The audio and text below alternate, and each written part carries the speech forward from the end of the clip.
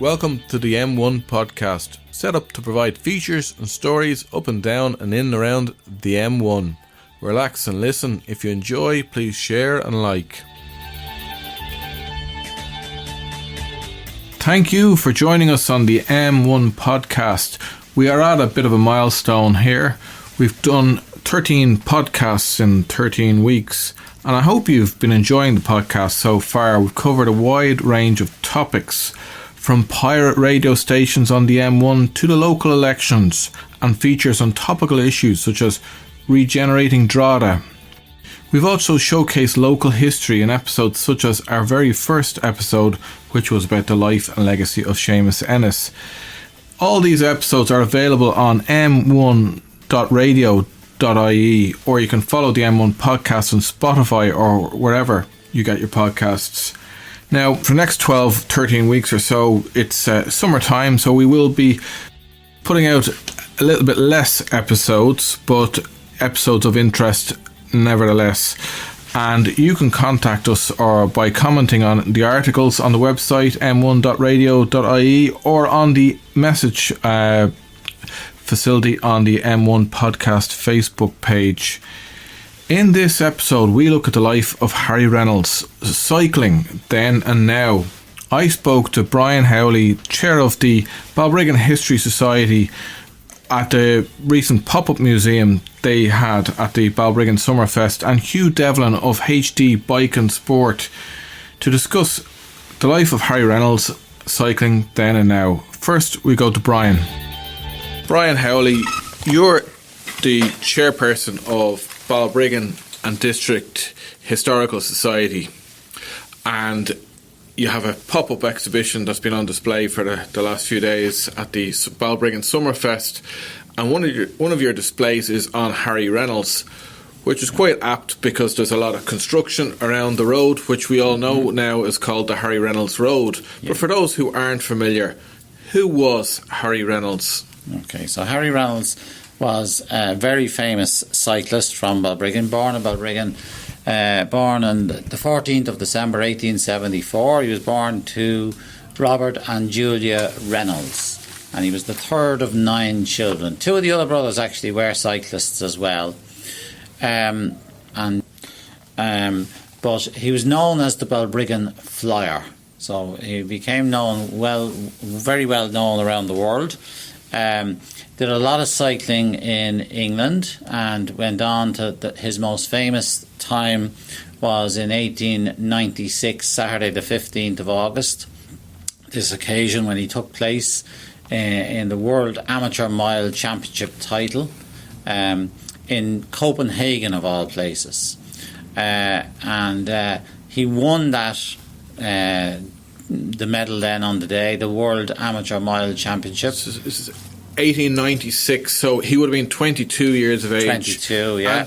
Yeah. His claim to fame was that he would regularly do his training around Balbriggan, and one of the particular things he did was he stayed on the top of the county bridge and waited until the steam train was travelling to Dublin, and he'd race it all the way along that straight road, which is still there, the road to Ardgillen as such, and he'd race until the bridge, the underpass up there at the top of the county road, and his claim to fame is he raced the train, but he always bet it. He always bet the train. Yeah. You were telling me a story there as well, when he, I suppose about the whole contested identity, because he's from Ireland, but at that time Ireland was under the rule of the United Kingdom, and when he won the world champion cyclist, he was a very, very proud Irishman. He was a very proud Irishman, and he you know, there are echoes of what happens these days with people from other countries trying to say Irish people, like Rory McIlroy, he's Irish. The UK say, no, he's an Englishman or whatever. You know, whenever they sportsmen and women come good, they try to claim them as their own. Well, this happened to Harry Reynolds in 1896 as he was being presented. And he was on the podium. The Union Jack was being raised, and God Save the Queen was being played. And fair dues to him, because it probably would have been a contentious thing at the time. He basically stood up and said, stop, everybody stop. I'm a proud Irish man. And he demanded that the officials hoist a green flag. They didn't have the tricolour, it was a green flag. And he got the band to play an Irish tune. It wasn't Aran Levine, but...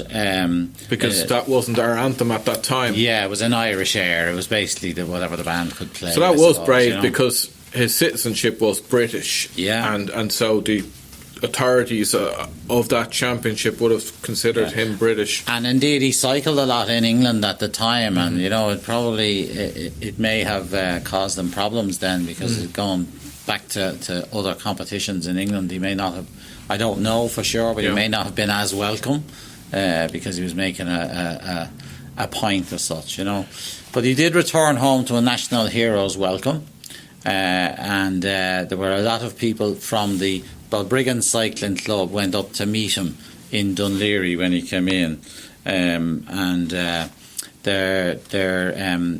basically there was a function then in the Royal Marine Hotel in Dunleary for him, but he was definitely presented with a gold medal subsequently, and he was subscribed to by the townspeople to honour Balbriggan's famous son, as they called him at that stage. But Balbriggan Flyer is probably the nickname that he would be going under all the time. And do we know whereabout in Balbriggan he grew up? In which, was there a street or was it the townlands around it?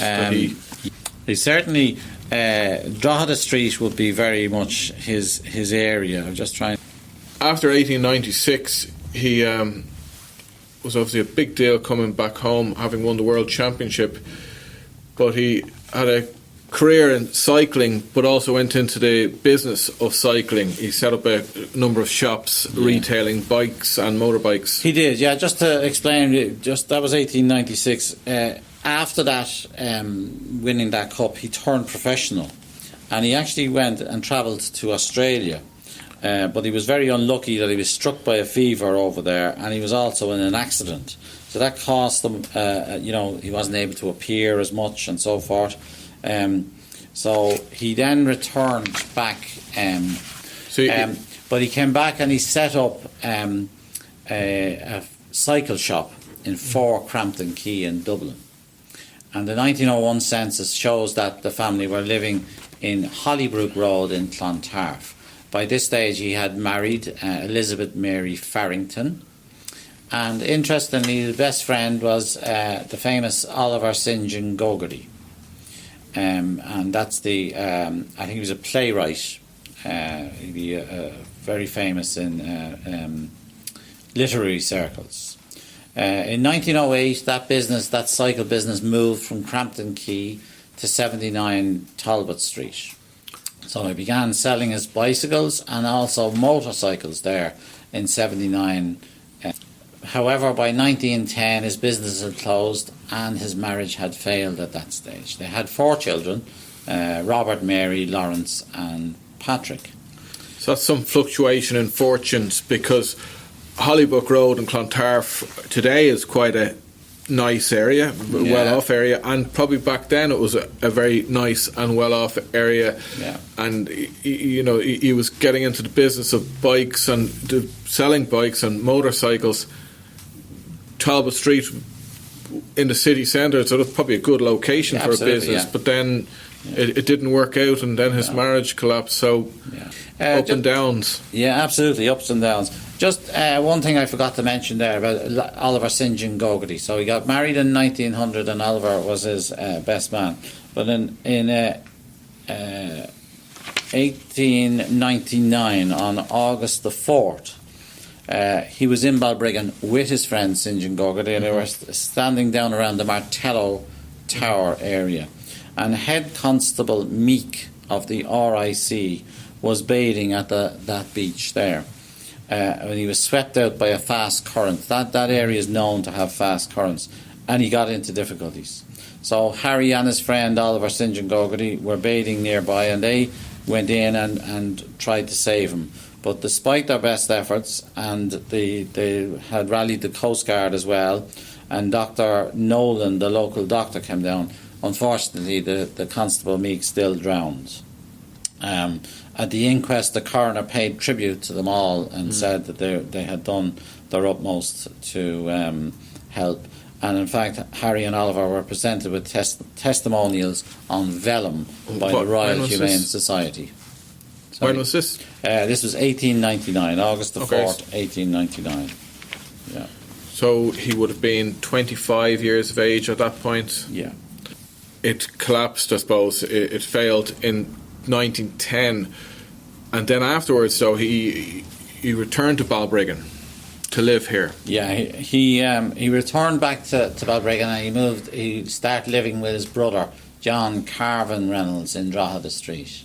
And indeed, there is actually over the time of the pop-up museum here the weekend, there was a gentleman in who is related, and his name is Carvin Reynolds. Okay. So he pointed to that, and he said to me, "That's where I got my name." So John Carr was listed in the 1911 census as a cycle dealer. There are a few times where the cycle businesses has been mentioned several times, and I know that he held the agency for Cripps and Warewell Cycles.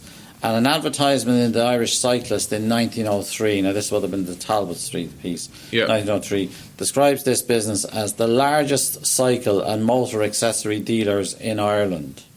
Wow. We're all prone to a little bit of hyperbole at times, but that's, he wouldn't have been saying that if it was a meagre business, But as I say, he came back then and lived with his brother.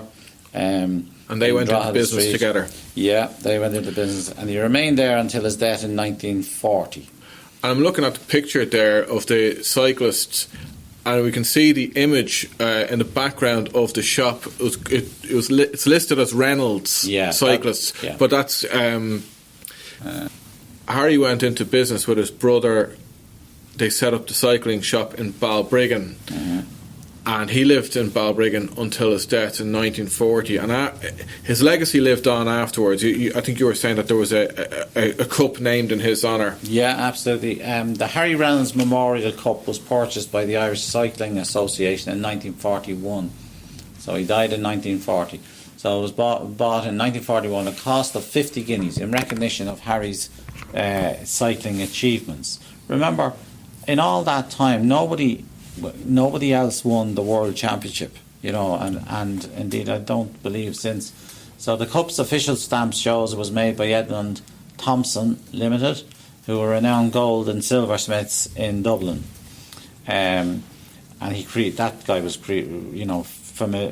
famous for creating a lot of different pieces, including a brooch bought by Prince Albert for Queen Victoria on a royal visit in 1849. So that Challenge Cup, that Harry Reynolds Memorial Cup, has been, we are delighted that we had it on display here for the pop-up museum. So it is held within the... and that cup ran for a whole period of years, decades. Absolutely, yeah, up until very recently. With the cycle lane being built at the moment, I think Fingal Council are spending something like €8 million on this development, which is a significant spend, but it's very appropriate. One, that it's being developed because we have such a young population in Balbriggan. Kids need somewhere to cycle. We all need somewhere to cycle, and there's so many more cars on the roads today. It's a lot more dangerous. I'm very anxious about my daughter cycling on the road. So it's great that this kind of infrastructure is being built, but it's so appropriate that it's named after a local who achieved such great fame in the area of cycling. Yeah, without a doubt. One of the things that we try to help as much as possible with the Fingal County Council is the naming pieces. We don't always get included, and we don't always get taken notice of, but there are times when they come to us and say, right, there's estates that are going to be planned for, and can you help us with local names or whatever. And we were more than delighted when the Harry Reynolds Road was officially I think that was firstly called the Ring Road. Everybody was calling it the Ring Road, but when it was named the Harry Reynolds Road, because that's one of the ways of making sure that the names stay current for people. Very Everybody good. now know it as the Harry Reynolds Road, and Harry Reynolds himself would be so proud if you looked back and saw a fleet of cyclists coming along on a cycle lane on it. Yes, very good. Thanks very much, Brian, for joining me to discuss the life and legacy of Harry Reynolds. Yeah, you're very welcome.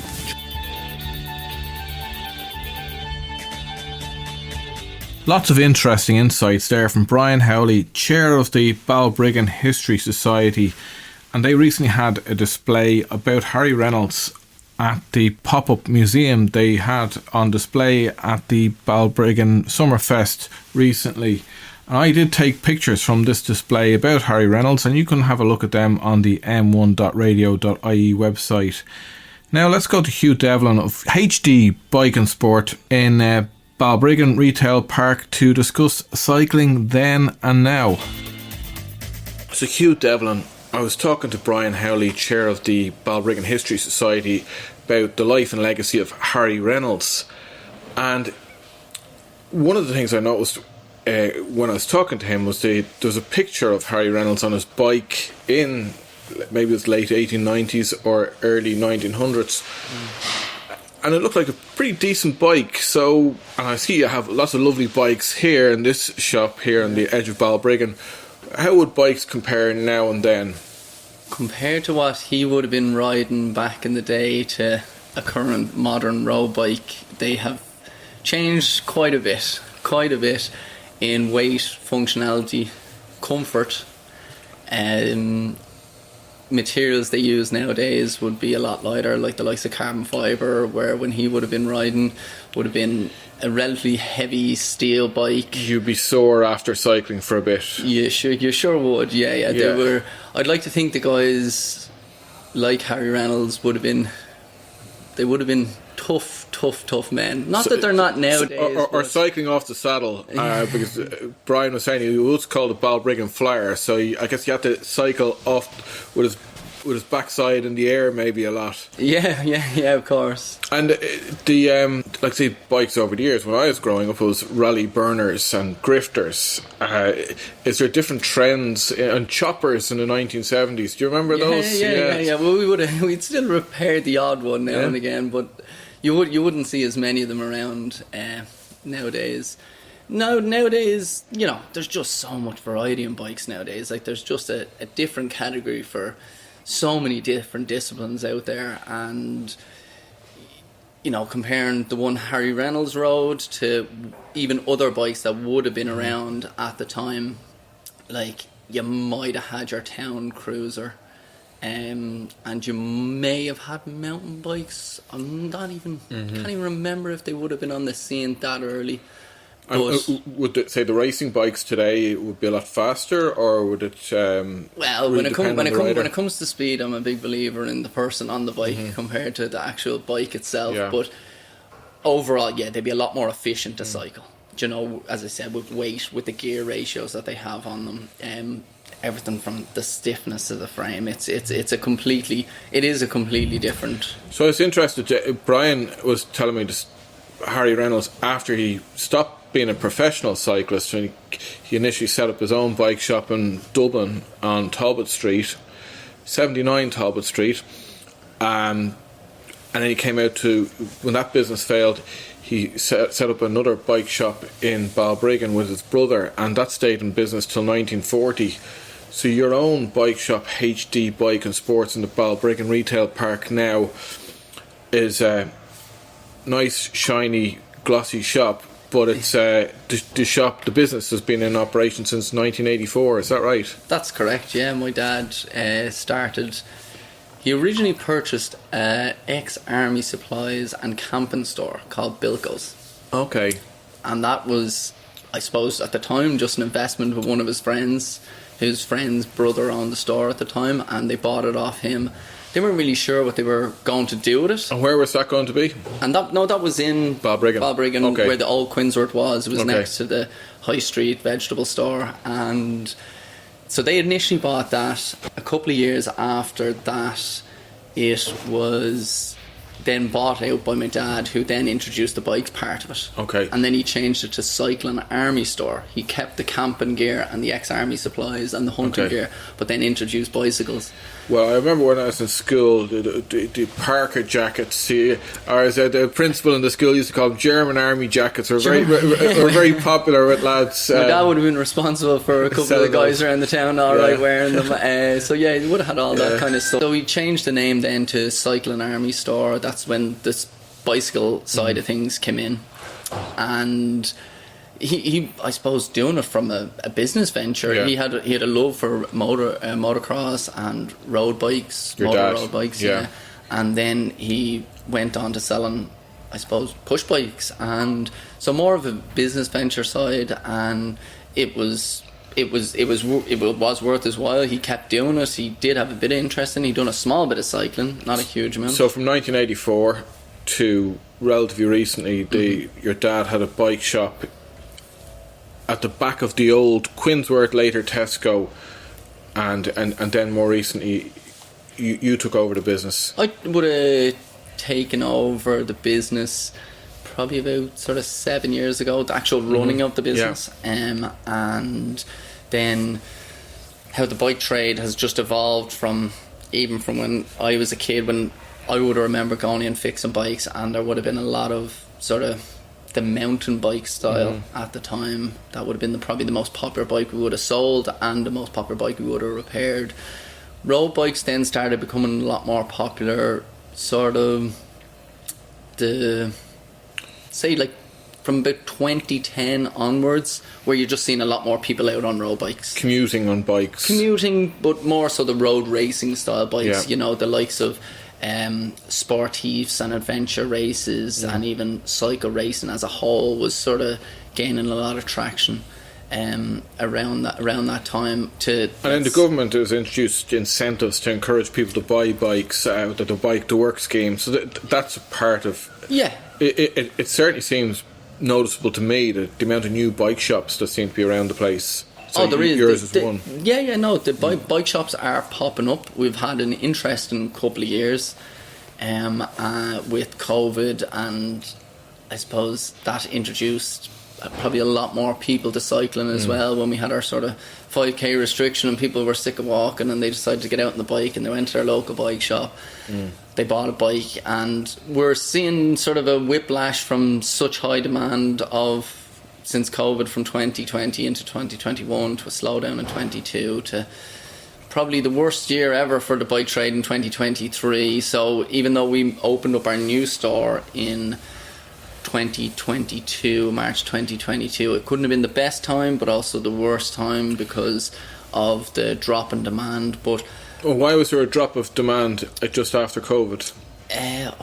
One thing I've heard people saying is just because I suppose everyone nearly bought bikes. Anyone who wanted bikes, so you were kind of looking for that customer who maybe wanted and of course during COVID people were building up huge savings, and they needed to spend them. They needed to spend the money as well, and it was like, sure, why not go out and buy a bike? Now we're still, a lot of shops are struggling, and as much as some stores are opening, but it's probably equally the amount of stores closing as well, which is unfortunate. But it's just it is a tough time in the trade at the moment, even though the industry as a whole is, from a consumer level, there's a lot more people out on bikes, so there is a lot more repairs needed to be done, so that side of things is good. And I think as they start to deliver these cycle lanes, it does seem like there's more children and families and adults out on their bikes as well, doesn't it? Yeah, no, they will without a doubt help. But I think one of the biggest mindset changes has to be,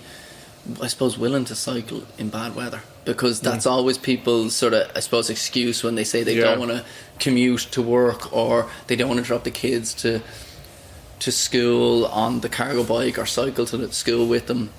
It's a mindset change in being able to cycle in the right way. If you have the right clothing, if your bike's equipped with mud guards, like cycling in the rain isn't that bad. They do it in other countries.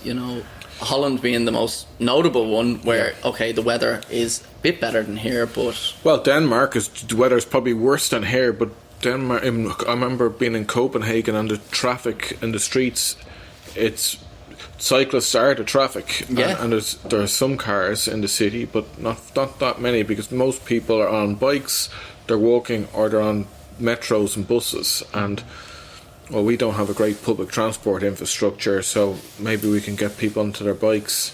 Yeah, I think there is a big push for it, all right, and you can see it locally, you can see it in the major cities, where be it closing major roads, and as annoying as it is at the start, I think.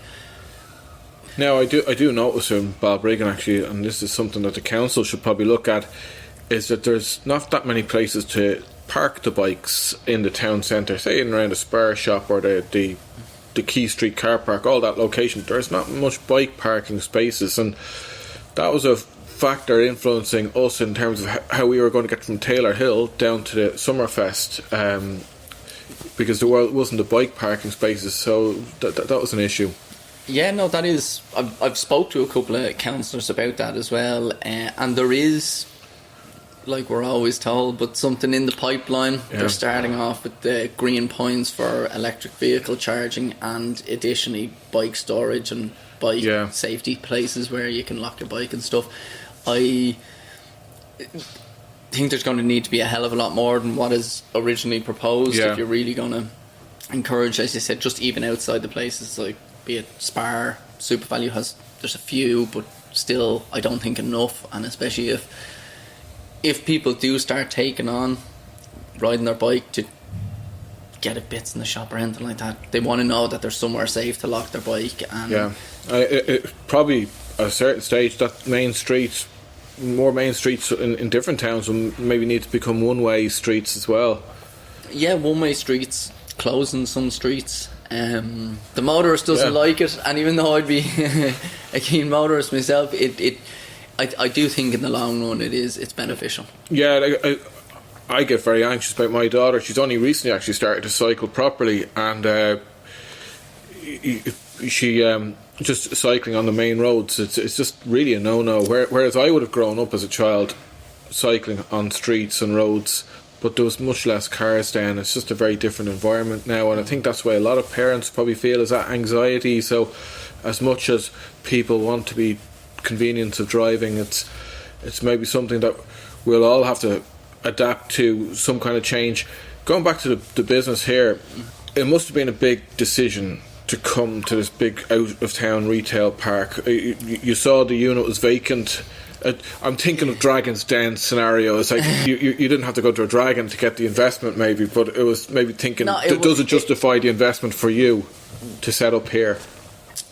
It was, I think, like a lot of businesses, you hear it on sort of like bigger scales now, but on, say, on a smaller scale like this, it was just timing. It was just the right timing. And we had COVID, which we had phenomenal increase in sales, probably 200% our regular annual turnover, and I suppose that gave us the funds. It was, what do you want to do with the money made? Is it, do you want to reinvest it in the business, or do we want to, I suppose, just go out and splash it? And the existing location where you were is due for demolition or reconstruction. It's due for development as well. So it was, with needing to get out of where we were to having a couple of great years during COVID, it was just, I suppose it was the right time for the move. I've planned this move in my head for probably 10 years prior to that.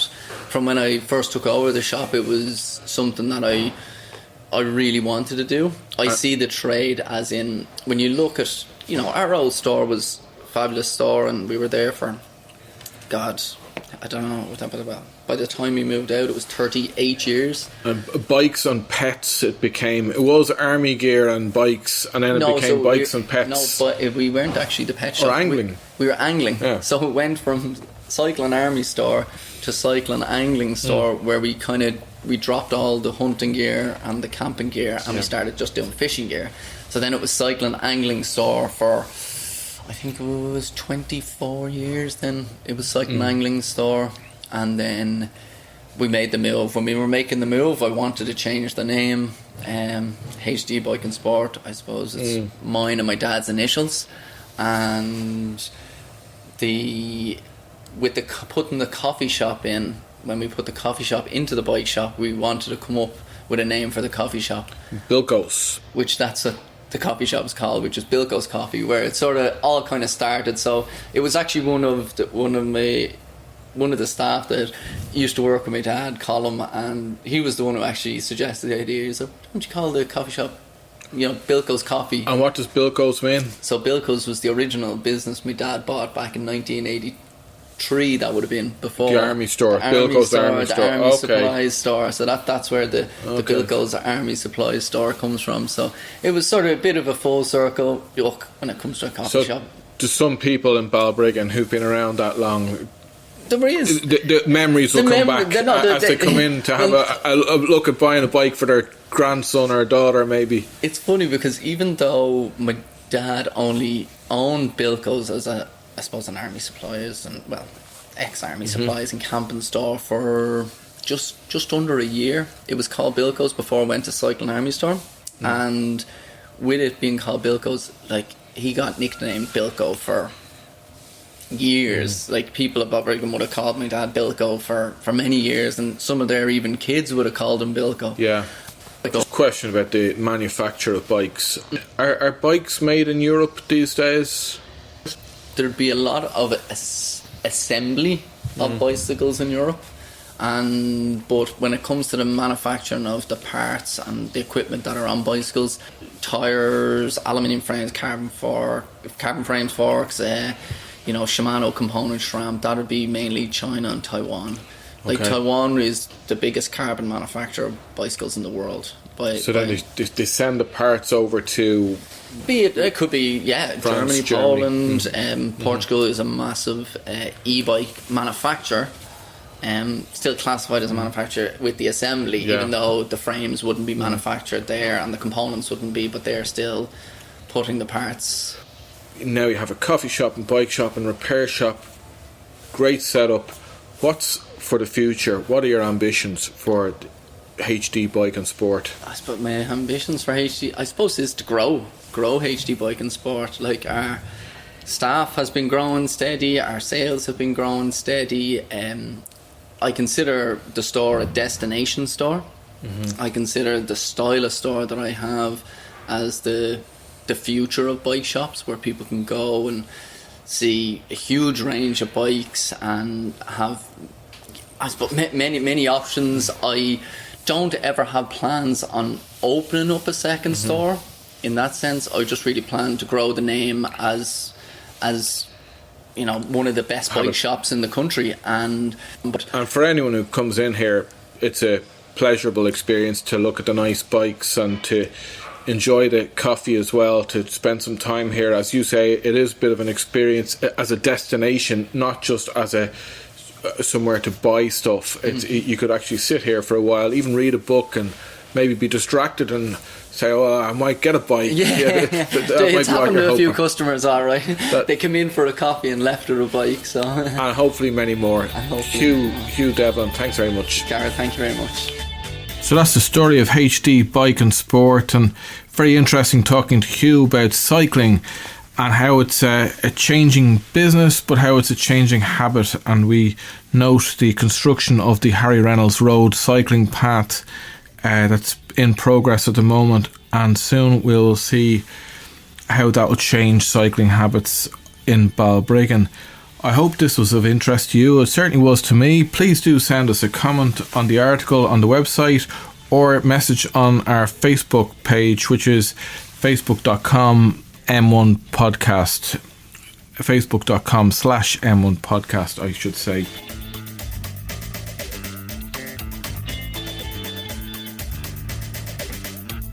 Stay with us for episodes coming up, where we'll be looking at topics of interest for those of you who are up and down and in and around the M1. I'm Garrett Mullen, and this is the M1 podcast, and thank you to David West for sound and editing.